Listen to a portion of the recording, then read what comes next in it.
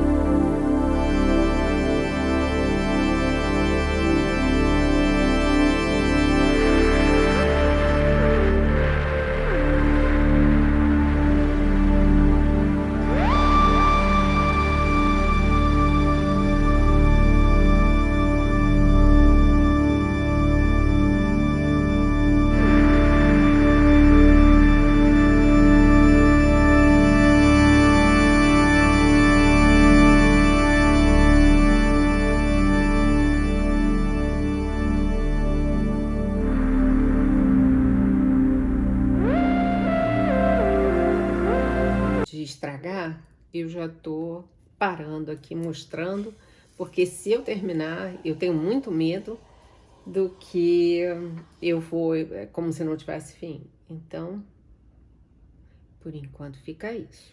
Vamos ver para onde vai.